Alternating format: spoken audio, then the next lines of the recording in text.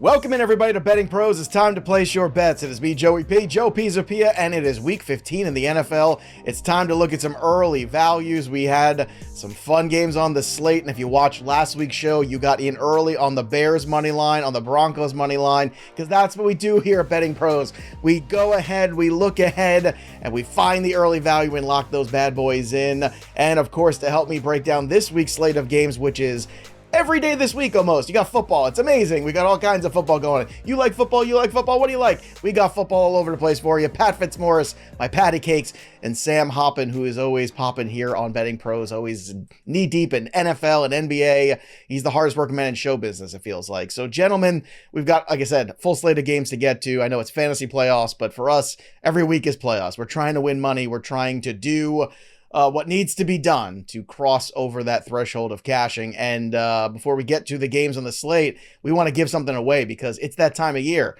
It's festive. So we always promise we're giving away Betting Pros premium upgrades for a year. And this week's winner is Curtis Brooks. Curtis, you are the big winner. So get in touch with us over at customer support at mailbag@fantasypros.com. Again, mailbag@fantasypros.com with your proof of subscription to the Betting Pros YouTube channel and your current bettingpros.com username. And we'll get you that upgrade again. Curtis Brooks, congratulations. You're the big winner. And if you want to be like Curtis, drop your comments below. Subscribe to the Betting Pros YouTube channel. We're going to have coverage all throughout NFL season, all throughout the playoffs, NBA season too, every Wednesday and Friday. We've got our 11 a.m. show here, Fast Break Bets. So we've got all the content you need for all your sports. So make sure you are clicking that bell till it goes ding so you know exactly when the content drops here on the channel, and you might be the next winner, just like Curtis, of that Betting Pros premium subscription. So, gentlemen, let's kick things off here. Thursday Night Football.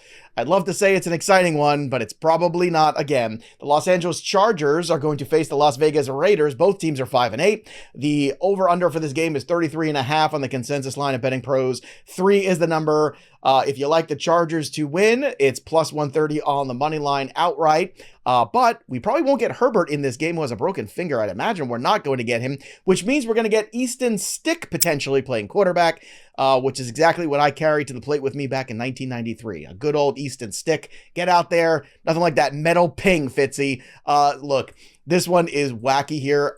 I am leaning early on the Raiders here on this one in the -3. I know they did not score. I know it was atrocious, but I'm going to shake the dust off here and instead think I'm going to take my chances against the backup QB. What are your thoughts, Fitzy?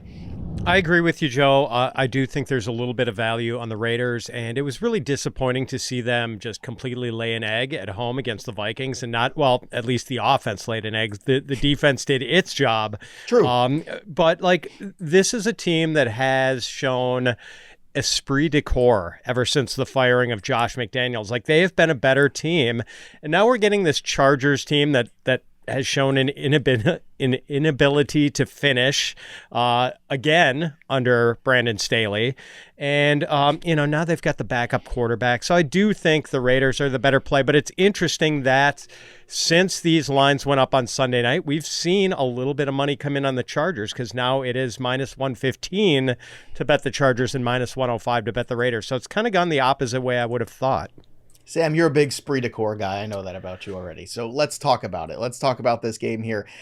I'm just going to go with the team that is at home. I'm going to go with the team that's playing against the backup QB. And I'm going to go with the team that's taking on a Brandon Staley road team here and just kind of take my chances with the Raiders. This is gambling. This is wagering, and it feels like it, but it feels like Vegas to me. What does it feel like to you? Look, from the creators of Bailey Zappi versus Mitch Trubisky, we present to you Easton Stick versus Aiden O'Connell, another riveting Thursday night matchup that I'm sure Al Michaels will be thrilled to be calling. But I actually kind of like the Chargers here. Robbie Greer, Greer NFL on Twitter, has done some phenomenal research on the performance of backup quarterbacks when they come in to replace a starter. And when a replacement plays in place of an above average starter, which I think Herbert is, the backup outperforms Vegas expectations and covers 54% of the games in their start. And I've mentioned the sort of entropy feeling with games in the past and having a lot of unknowns in a game and taking the plus money in those in those games. So I like the Chargers here. I mean, it's gross for sure, but I don't know what I saw from the Raiders on Sunday that would make me excited to bet them. I nothing exciting. They did not show up once on red zone, by the way, that entire game. The entire game, not once. People are like, is that happening? Did something happen in that game? Was there a delay? Nope. It was going. What a strange game that was. All right, now we've got 3 Saturday games. First one is the Minnesota-Cincinnati game. Second straight road game here for the Minnesota Vikings. Both these teams are 7-6. Jake Browning playing good football, winning big games here. 39.5 is the number consensus on BP. You've got a 3.5 point number here on the Cincinnati Bengals on the minus. Minnesota plus 164 for the upset. Sam, to me, it feels like the Minnesota Vikings, the wheels have come off here a little bit. The momentum is completely stopped. 2 road games in a row. I don't love this. And I feel like the Bengals feel like they have nothing to lose here. That makes them super dangerous. Whereas Minnesota, I think, is the opposite. They're a team that is playing tense. They had to bench Dobbs. You don't know about Jefferson. I jumped on this one early in the 3.5 from Cincy. But what do you see in this one? Yeah, I'm right there with you. The Josh Dobbs experience, unfortunately, was at a high a couple of weeks ago, is now cratering back down to earth. The Vikings defense is legit, I think. I mean, what Brian Flores has done with the team that didn't have a lot of playmakers on defense to start the season are playing great. They have allowed a success rate over 40% just once since week 8. That was against Denver.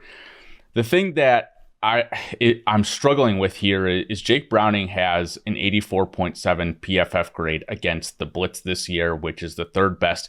We know the Vikings love to blitz, and I think it's a little bit different than some of the other teams that Browning has faced so far. If I had to lean one way, it would be Cincinnati, because I think their offense is possibly the best unit out here, but I can't click either side of this right now.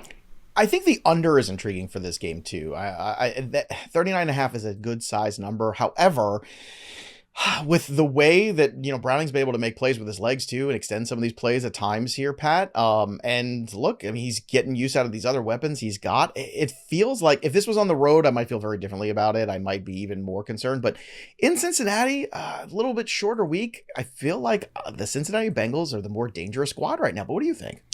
I agree with you, Joe, and I do like the under too because the Vikings are down on firepower. I mean, like the Josh Dobbs thing just hasn't worked, so it's going to be Nick Mullins.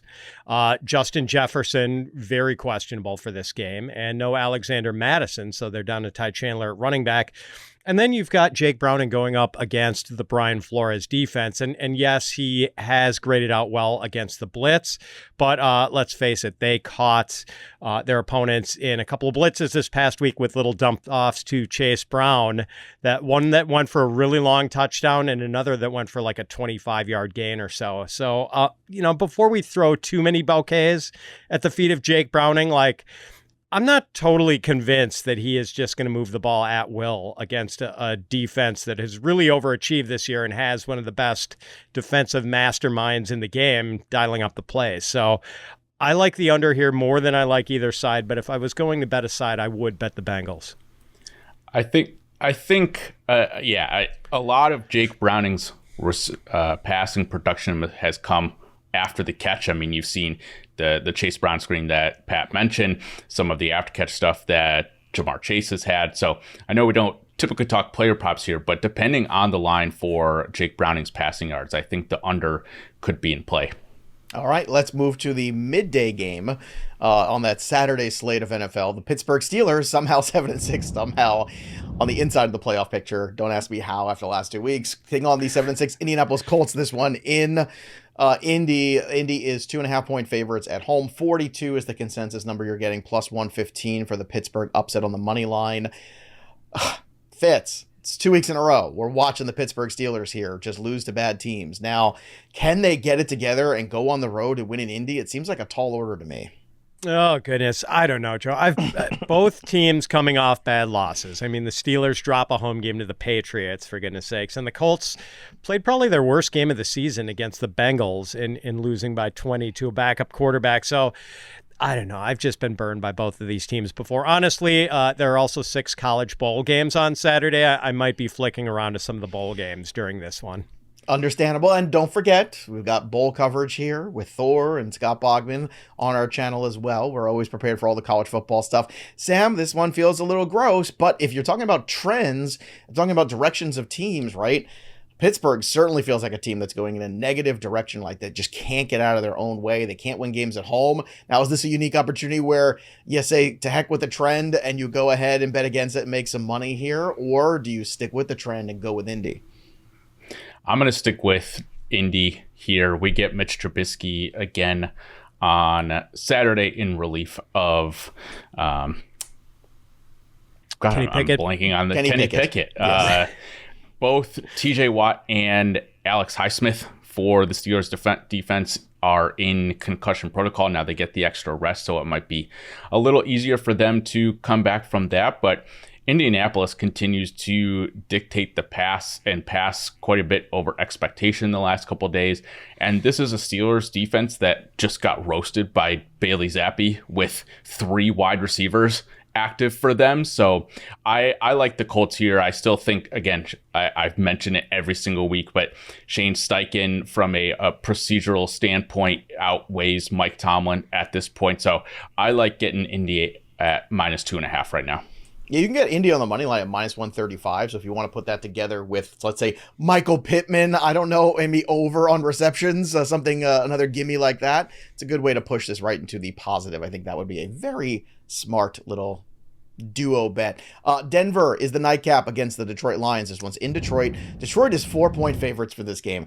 46.5 is the number, +175 for the Denver Broncos money line. Now, I keep pushing the Denver Broncos in my videos.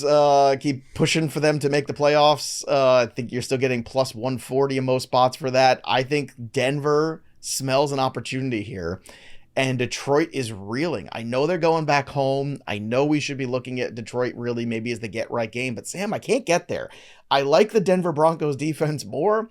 I'm on Denver on the money line 2 weeks in a row here. Where are you?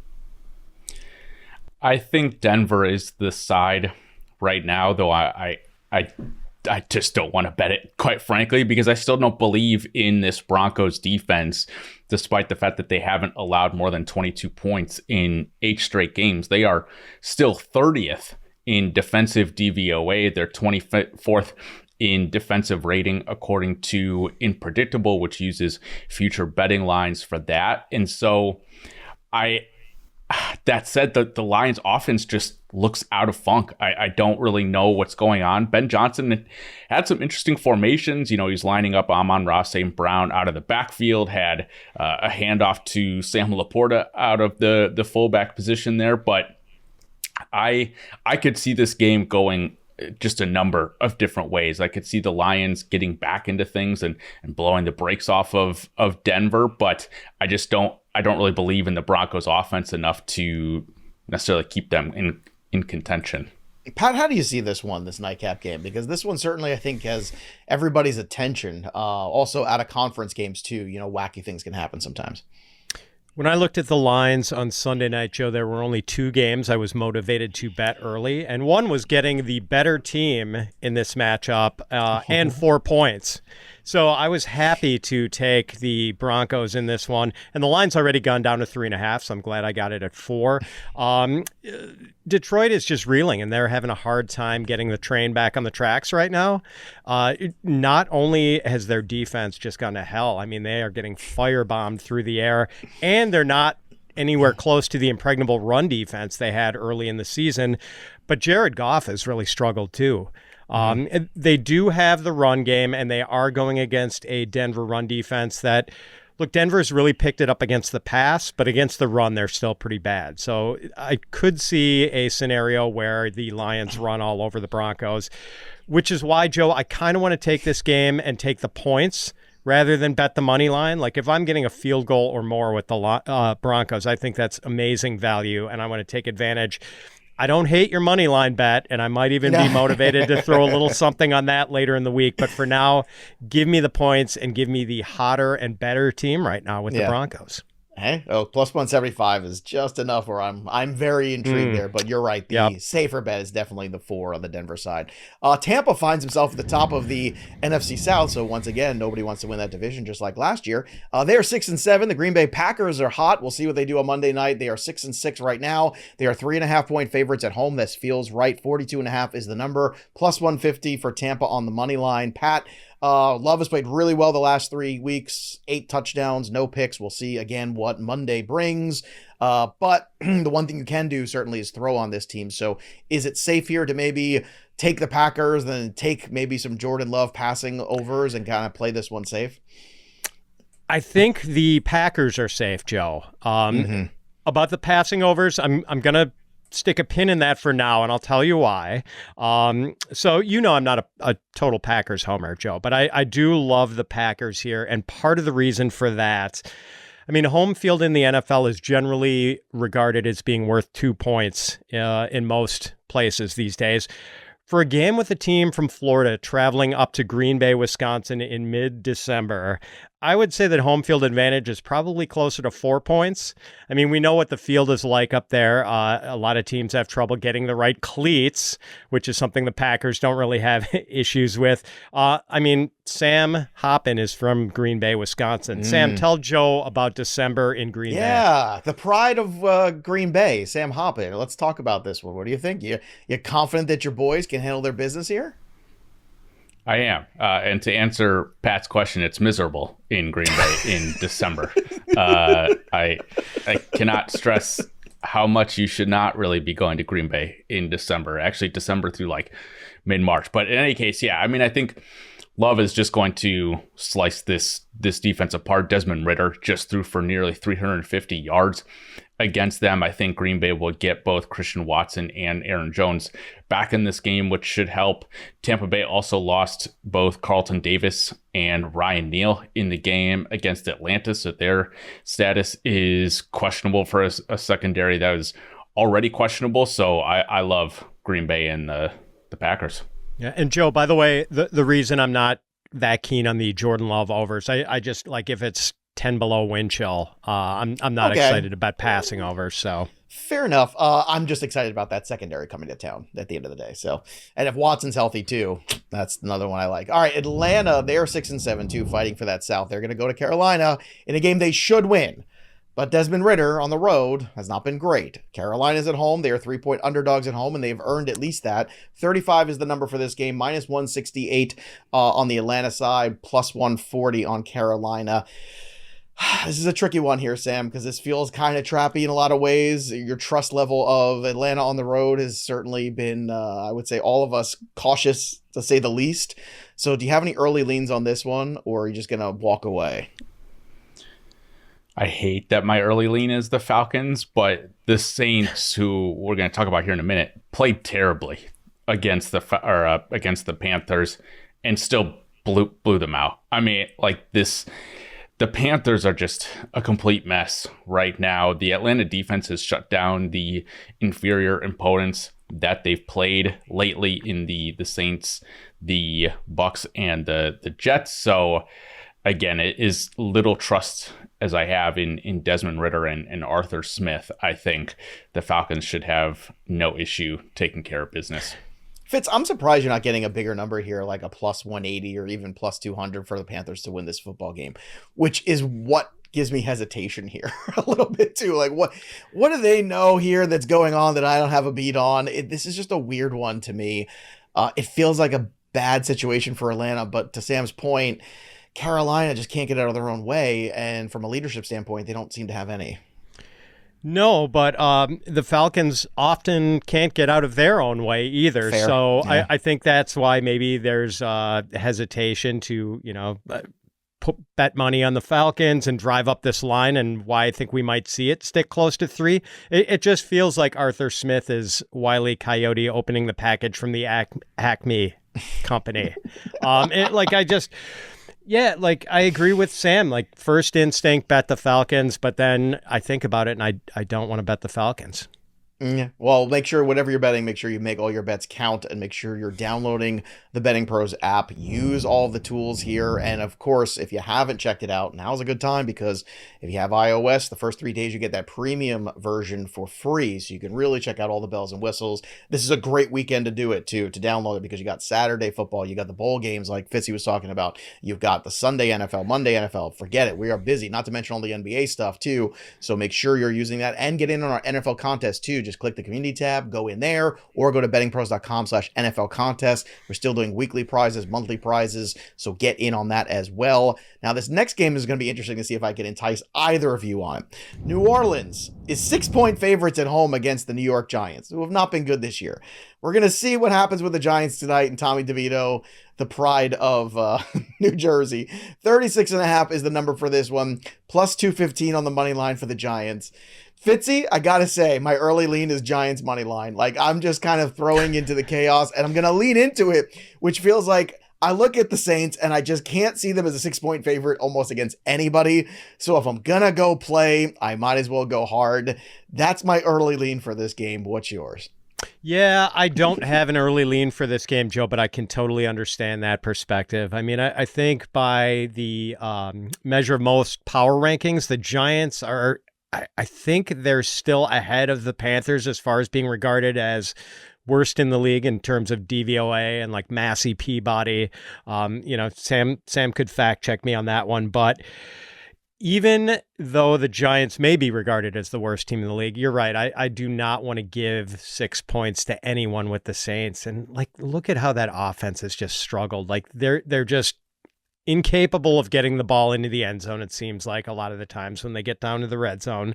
On 3rd and 8, like, we're seeing Derek Carr throw short of the sticks all the time or constantly under duress with the pass rush. Like, this offense is just gross. So no, I do not want to lay points with the Saints by any means, but I'm also not totally sure I want to bet the money line and endorse the Giants here, Joe. All right, well, maybe I can sell you guys on the +6 here, aside of the Giants at the -110. Sam, is that something I can interest you for Week 15?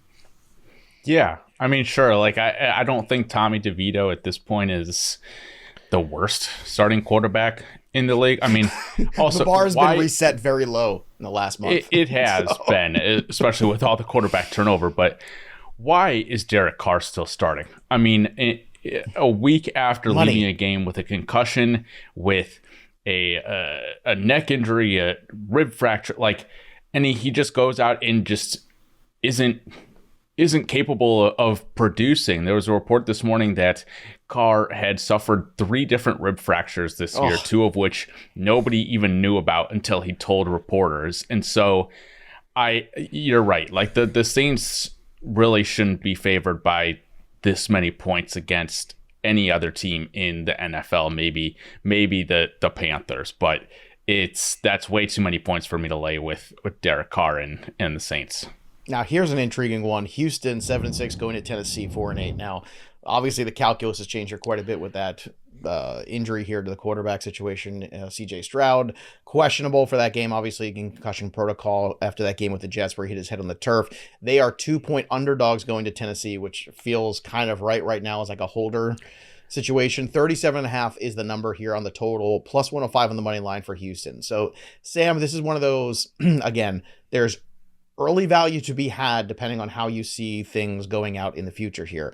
To me, the biggest one is potentially that under at 37.5. That's the one that I want to jump in on, and I want to jump in early. But what do you think about this game? Yeah, that's probably the right side from the total perspective. I think if the Texans do get Davis Mills in this game, they'll probably lean on the run a little bit more. But again, like, going back to what I mentioned earlier in the show with respect to Easton Stick, like, I don't think Davis Mills is the worst backup to come in. He has some experience, has shown some flashes, and this Titans pass defense is among the worst in the league.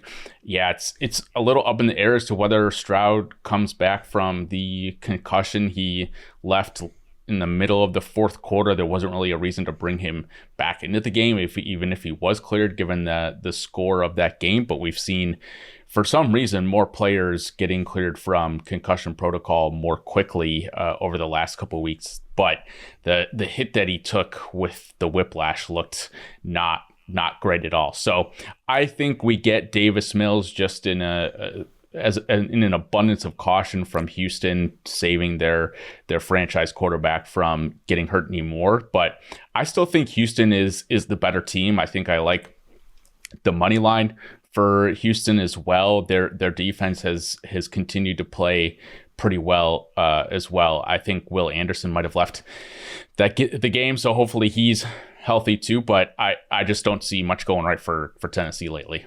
Texans Titans, Fitz, any early thoughts? Yeah, I kind of agree with both of you guys, Joe. I do like the under on this game because even though Mills is not like one of the worst backup quarterbacks in the league, he is going to be without Tank Dell and probably without Nico Collins too. So that really limits the Texans passing game. And then you've got the Titans with their, mediocre offensive line, rookie quarterback, aging running back. So I don't see a lot of points going up in this game. And I do think there's value on the Texans. Like, first of all, you're not drawing dead if CJ Stroud doesn't play on this bet because Davis Mills is a decent backup quarterback. But what if CJ Stroud does clear concussion protocol and plays in this game, and then all of a sudden you're getting 2 points going up against Will Levis and the Titans? Like, so I'm happy to plunk down some money on the money line on this one and, take my chances if it's Mills and feel pretty good about it if it's CJ Stroud. That's fair. This is the time to do that if that's the future you think is going to happen. The future for this next game, this is another 4-outcome game for me. This one is my walk away this week, at least so far. I can't wait to hear your insights on this one. The Cleveland Browns are 8-5, taking on the Bears 5-8. This one's in Cleveland. Cleveland is 3-point favorites at -114. That's the consensus line at Betting Pros. 38 is the consensus number, and then +145 for Chicago. Now, I know we were very bullish last week on Chicago, whose defense has played better. Fields made some plays, some creativity in the offense there with DJ Moore has been fun. But the Cleveland Browns defense continues to be a very strong unit. Joe Flacco is the starter the rest of the season. So, Fitzy, any early value on this one between the Browns and the Bears? Yeah, Joe, we talked a little bit about this one earlier. I like the Bears here. I mean, yes, the Browns defense has been lights out, but boy, ever since the Bears acquired Montez Sweat at the trade deadline, like the Bears' run defense had been pretty good before that. Now their pass defense is very good also. As you mentioned, they've gotten healthier in the secondary too, which has helped. But like right now, the Bears have a top 10 defense. So I think they can hang in this one. I think they can create some problems for Joe Flacco, who we know can move the ball, but will also make some mistakes if you force him into it. And I think the Bears are capable of forcing Flacco into mistakes. So yeah, add the Fields to DJ Moore magic, which like those guys are hooking up for big plays every week. And I think DJ Moore is capable of beating these Browns cornerbacks, even though maybe the best all-around group of cornerbacks in the league. This could actually be an entertaining game, although I think maybe the under is the better percentage play here than the over, because both of these defenses are terrific or have been terrific lately. Sam, this one's tougher for me because I dig what Fitz is saying, but the Bears on the road is where I start to get a little iffy. Like that's where I'm not as confident. But what about you when you're looking at this game here between the Browns and Bears? Do you see this the same as Fitz or maybe different? I don't have a much of a read on this game. The Browns defense has shown some gaps the last couple of days, last couple of games. Their advanced stats are still encouraging. Instead of this game, I want to tease a little bit of a long shot bet on the Browns to win the AFC at 35-1. I know it sounds crazy. It doesn't. Outside of the like they control their own destiny to get into the playoffs. I think there's still a good chance that they could win the division given their schedule, and the Ravens play the Jaguars, 49ers, and Dolphins in their next 3 games that are not all a guarantee. So they could come away with the division win. They've beaten the Ravens and the 49ers, granted when the 49ers were banged up, but But they banged them up. Top of the Let's not lose sight of that. They're the physical football team that banged up that offensive line of the 49ers. I'm just saying, for a team that looks like they're going to get into the playoffs, the defense could carry them. A couple of things go their way. Joe Flacco is not playing the worst quarterbacking by any means right now, so just a little. I don't think it's crazy, man. Defense travels. They got a good head coach. I don't think that's nuts at all. I think the AFC is open for business. Yeah, there is no 300-pound gorilla in the AFC. Not all anymore. These teams have their flaws. I mean, look at the Chiefs. The Chiefs are struggling to score points. Yeah. And Chiefs-Bills last night, just a perfect example of that fact. Nobody's really run away with the AFC. Even the Ravens at the top right now, they don't feel struggle to put away the Rams at home. Right. Exactly. Right. And the next one here, we're going to talk about Miami, which is a team you and I were talking about, Fitz, which is they've beaten every team they're supposed to beat, and they haven't punched up one time to any of the teams that are theoretically better than them or more experienced. So this is that after this game here against the Jets, their schedule obviously becomes very different. You're starting to look at them having to take on the Bills. They're going to have to take on the Cowboys. They're going to take on some better teams and see if they can actually get some W's. But they're another one, too, that I think has a shot to win the AFC. They're 12-point favorites at home against the Jets. I know Zach Wilson had himself a day against the Texans, but I don't know if that's something we can bet on weekly. 40.5 is the number for this game, plus 475 for the Jets to win. Sam, we'll start with you on this one. Miami, New York. Can Miami cover this 12? That's the question. I think they can. They took care of business against the Jets on Black Friday just a couple of weeks ago, and there's not really much that has changed. Obviously, they lost Jalen Phillips in that game, which changes things a little bit, and Zach Wilson is going to be the quarterback instead of Tim Boyle. But 12 right now feels like a little bit too much. I mean, the Jets defense still can carry its weight by every measure that they've faced. So I'm staying away from this one right now. Fitz, they didn't have Achane, though, for that Black Friday game, and I think that's the X factor to me that makes me feel much more comfortable about the 12 in this one. Yeah, I mean, can the Jets ugly it up and keep this one close? I think they're capable of it. I know it didn't work out on Black Friday, but I don't know.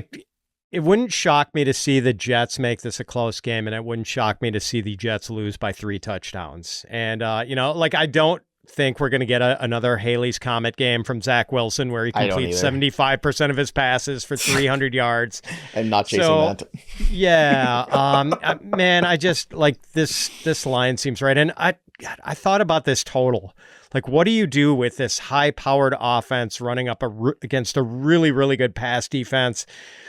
And with the Jets having so much trouble putting points on the board themselves most weeks, God, 40.5 does seem like the right number here. So I don't see any value here. I look at Miami at the 12. That's what I'm looking at, because I think the way the Jets have not been able to handle the run this year, if I'm them, I'm just running the football down their throats. I'm getting those guys out there on jet sweeps too, like Tyreek Hill. That's what I'm doing. I'm attacking. See, the thing that Miami can do is attack the Jets at their weakness. Their strength is their secondary. So when you can have those guys underneath quick, when you can have those guys getting those jet sweeps, to me, that's the X factor, especially with Achane back.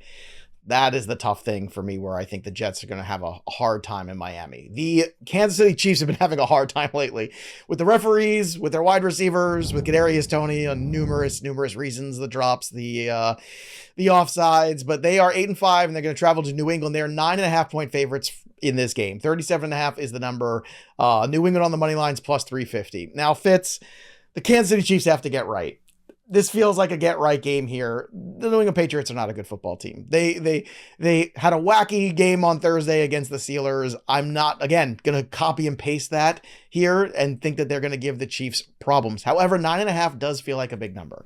Therefore, do you like New England on that side? I'm tempted by New England, and if I were forced to bet this one, and I am forced to bet it in some pools where I have to pick every game against the spread, so I'm not going to put my own money on this one, but I am going to take the Patriots and the points in these pools. And can you believe we have a total this low for a Kansas City Chiefs game? 37.5. No, I mean, look, it's their inability to. It's like everything you've watched with the Chiefs in the last few years, where they are the team where things go right and these magical things happen, these great plays and these great moments. None of that's happened this year, and none of it in the last couple games. And that's been the problem. What about Sam Hoppen's money? You want to bet his money on this game at all? instead of yours?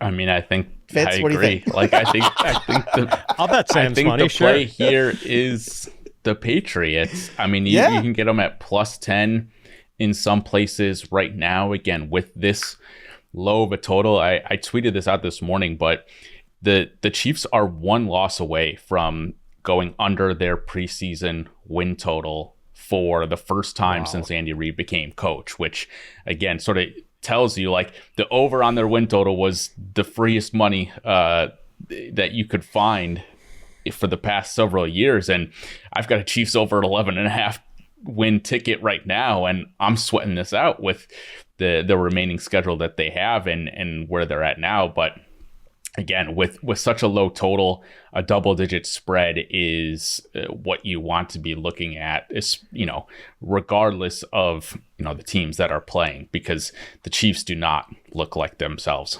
They don't. They don't. And New England has been very good against the run. Not that that's necessarily what they want to do. We'll see if they get Pacheco back for this game, but lots of unknowns. I think we're all in agreement here. Maybe that 9.5 on New England's way to go. Kansas City wins this game, but I don't know, man. They just can't keep going in this direction, can they? Washington coming off a bye. They're 4-9, taking on the Rams in LA. They are 6-7. They almost took out the Baltimore Ravens, but they fell short in overtime. 6.5 point favorites, though. That seems like a lot to me for the Rams.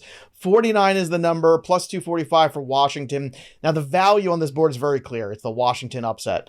So, Sam, is that where you're at? Or do you feel like maybe you just take Washington with the 6? Or maybe you think the Rams are, now a force to be reckoned with, perhaps?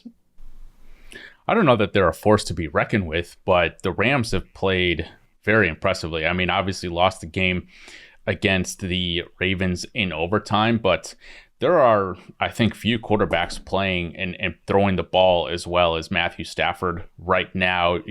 Cooper Kupp and Puka Nacua. Puka Nacua with probably the catch of the year without any gloves in a rain game on Sunday. I love the Rams in this spot. Their defense is still a little suspect, but Aaron Donald's just going to tear apart the inside of that Commanders offensive line, and Sean McVay just a clear tier above Ron Rivera right now in terms of coaching. So I love the Rams here. I think, again, teasing them down to a 0.5 point or minus a 0.5 point is a great way to play this game too. Yeah, that's the thing. It just 6.5 does feel like a bit much to me. That's some good advice there. Pat, are you in agreement with Sam? Sam hit on it. At first, I thought the Commanders might make an interesting money line bet, and then I thought about the Ron Rivera versus Sean McVay coaching matchup, and had second thoughts about that money line bet. So this seems like a good line. I just, as functional as this Rams offense has been, and as pleasant a surprise as the Rams have been, I really don't want to lay 6.5 points with them. Even to the Commanders, whose defense struggles. I do think we're going to see points in this game. I don't know if we'll get over this big number, 49, but we're going to see points. This Washington secondary, those cornerbacks trying to hang with Puka Nacua and Cooper Kupp, man, I don't see that happening. I don't see it either. And I think the thing that broke me towards Sam and the being more comfortable with the Rams here is the mistake that's coming eventually in this game here with Sam Howell costing them a touchdown. And that defensive score, that defensive turnover in their own side of the field with a short field, that would probably be the 7 points that I'm looking for in this game. And I think you are going to get that. Therefore, I think the Rams are probably the right side of this, even though that number is a little larger than we're used to with the Rams. And to your point, Sam, Stafford played really well in that game and he looked very sharp. So that was a good thing to see. The Arizona Cardinals, not a good thing to see for them at home. San Francisco 49ers are coming to town. 13.5 is the number on this one. San Fran obviously ahead. On this one, they are minus 13.5 favorites. 47 is the number, plus 600 for the Arizona money line. To me, the most complete team in the NFL right now is the 49ers. They went there, they handled their business last week, and they did not have a letdown game against Seattle after it this week, which was, I think, very important to see that they are focused, right? They went out there and they kicked the crap out of Seattle too, and they continue to play very physically. I just don't think Arizona's up for this task, Pat, and I know it's a big number, but do you think Arizona can cover it? Yeah. Oh gosh. I don't know, Joe. I hate lines like this. I mean, this is like trying to decide whether to, take Alabama and lay 39.5 points to McNeese State or take Michigan and lay 35 to Eastern Illinois. Well, then what about the 47? What is that something where you're confident that they get to 30 and the Arizona can scratch out 17? Yeah, I'm not confident in the Cardinals doing their part. So I hate games like this because you can get backdoored in a game like this so easily if you bet the 49ers. And, I don't want to bet the Cardinals because I'm not confident they can make this a game. So I'm just going to walk away from this one. All right, Fitzy's walking away. Sam, you walking away or you're walking towards it? No, I'm walking towards the 49ers. Since they're on a 5-game winning streak. Their margin of victory in those 5 games, 31 at Jacksonville, 13 versus Tampa Bay, 18 at Seattle, 23 at Philadelphia, and 12 this past week versus Seattle. You said it. They're the most complete team. They have everything going. They're mostly healthy on both sides of the ball, save a couple guys on defense. They're going to go and take care of business. I told Pat I cashed out on my Hurts MVP on the weekend. I made money on that, made 3x the money, and I reinvested that money in the 49ers winning the NFC and winning the Super Bowl. And I just think that's right now I'm looking around. I don't see anybody in the AFC that's really for real. And the NFC, the Cowboys are interesting, but again, like Cowboys going to go on the road and win a game in San Fran. I don't know. That's a tough sell right now for me. Now that San Fran seems like they're locked in that one spot to me. Like, I don't think they're going to give that spot up here looking at the schedule. Dallas, though, coming off a huge win at home. Let's give them credit. They are 10-3. They go to Buffalo. This is a tough game here, right? You're waiting for the Eagles. You got the Eagles. You handle the Eagles. Now you're going on the road into the elements a little bit here, potentially in Buffalo. They are 1.5 point favorites. Buffalo coming off a game they needed to have to stay alive. They are alive at 7-6. 49 is the number, plus 105. What do you think here, Sam? You want to go over here for this 49, or is this one maybe something that is more underwhelming potentially in terms of total? Man, the over, that's a lot of points. I think you need a lot to go right. The Dallas defense looked a little suspect against Seattle in week 13, but man, Stephon Gilmore played one of the best games that he's had in a while. I still think that Cowboys defense is legit. Dan Quinn is coaching his tail off. The weather forecast for Buffalo right now is low 40s, mid 40s for this game. So I don't think weather is going to be a concern. I don't think Dak should have much issue throwing the ball against Buffalo, especially if Micah Hyde is out. I like Dallas on the money line here. All right, Dallas on the money line at plus 105. Again, not getting too much value on that. Fitz, where do you see this one? Yeah, I kind of agree with Sam that maybe the under is the way to go here because the Dallas defense is so strong and the Buffalo defense isn't bad. I think the line is fair, and I wanted to think maybe this was another instance where Buffalo's home field advantage against a Southern team this time of year might be worth more than 2, but Sam just kind of popped that balloon with his forecast saying that it's not going to be too bad in Buffalo this weekend. So I don't know, Joe. We talked about the difference between the Dolphins and the Bills and how the Dolphins stomp the bad teams and then can't beat the good teams, whereas the Bills will occasionally stub their toe against the teams they should beat. That's true. But man, like they go in there like every time the Bills play a good team, it's like they almost Rocky beat the Eagles a couple Balboa, weeks Apollo ago. Creed. Yep. Yeah, exactly. Like they throw haymakers against the good teams. So I do think the Bills can hang in this one. I'm not interested in betting either side, to be honest. All right, this next one I am spinning myself in circles about. Baltimore, Jacksonville. Baltimore's 3.5 point favorites on the road. 43.5 is the number, plus 150 for Jacksonville. Now, it's clear the value is on Jacksonville on the money line to win this game outright, to find a way. And this is the typical Baltimore stub your toe game. If we've watched the Ravens long enough this year, in years past, to know that this is the one that scares me the most. This is a game they should go out there, they should win, and frankly, they should take advantage of the secondary and take advantage of Trevor Lawrence banged up and missing Christian Kirk and missing some other pieces. That being said, Pat, I don't find confidence in any of these lines because they all feel spot on to me. I don't see any value. What do you think? I like the Ravens, Joe. Okay. See, to me, the Ravens just had the toe stubbing game, and they averted the toe stubbing against the Rams. Okay. They almost lost that one. And it is pretty rare for the Ravens to play 2 poor games in a row under John Harbaugh. It just doesn't happen that often. So meanwhile, the Jaguars are not looking like the team they were maybe a month and a half ago when they had everything rolling. Trevor Lawrence played, gotta give him credit for the grit, but he didn't look right. 3 interceptions. And like the defense just doesn't see, but like against the pass, they've been pretty terrible lately. So I like the Ravens a lot here. All right. How about you, Sam? We're looking at Jacksonville, Baltimore. What do you see? Yeah, don't have a lean on either side here, but for the total, I do kind of like the over. Neither team really plays that fast, but I think both can have success passing the ball. Over the last 4 weeks, both of these teams rank in the top 8 in passing EPA per play. I think both defenses, the Ravens defense, I think is a little fraudulent. Like, I don't totally buy what they're selling, and the Jacksonville defense obviously just got sort of torn apart by Joe Flacco and the Browns. So I like the over here, 43.5. Okay, 43.5 there. Last one here. Philly finally gets a breather. They're going on the road, though. It's to Seattle, so this is another tricky game. Like, I feel like the Eagles' gas tank is on empty, Sam.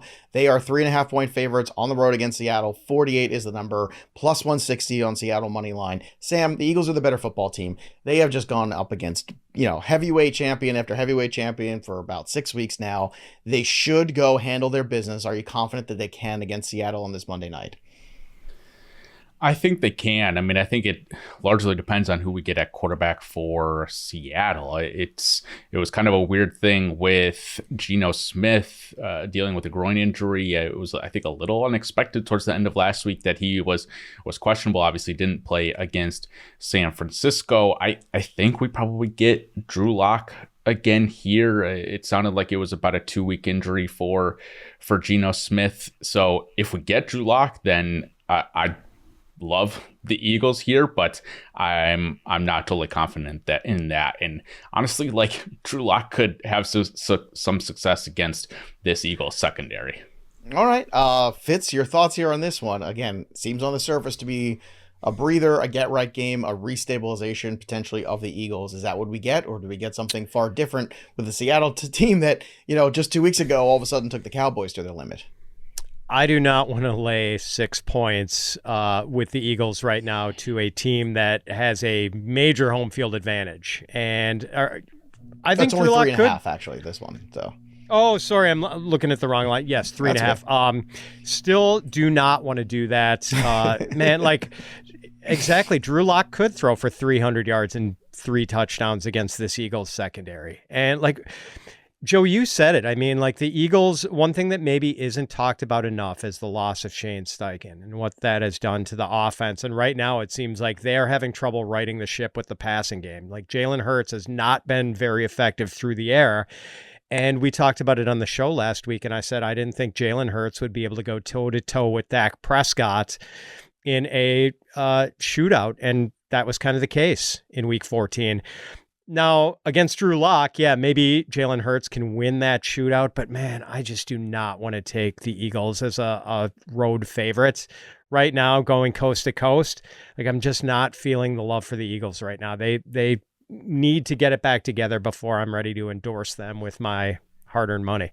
Understandably so. I think that's the truer words have never been spoken. And we talk so much about Bieniemy leaving and what that happened to, what the Kansas City offenses looked like ever since. Same can be said of Steichen, too. And I don't think we emphasize that enough because the Eagles kept finding ways to win games and squeeze out victories, but there's an underbelly there that is concerning, especially in these, as you said, these shootout games or these games where they really got to match other teams. So we'll see what happens in Week 15. It is a busy Week 15, and therefore you need the Betting Pros app. Make sure you subscribe to the podcast wherever you get your pods, and make sure you download that Betting Pros app and subscribe to our YouTube channel and click that little bell. And if you drop a comment below, you just might win a 1-year free premium upgrade to Betting Pros. The premium version is unbelievable. It'll help you get through all of the remaining weeks of the NFL season and the playoffs as well. There's still a lot of NFL wagering left in this tank here. That'll do it for us, but the story of the game goes on. For Sam and Pat, I'm Joey P. We'll see you next time, kids.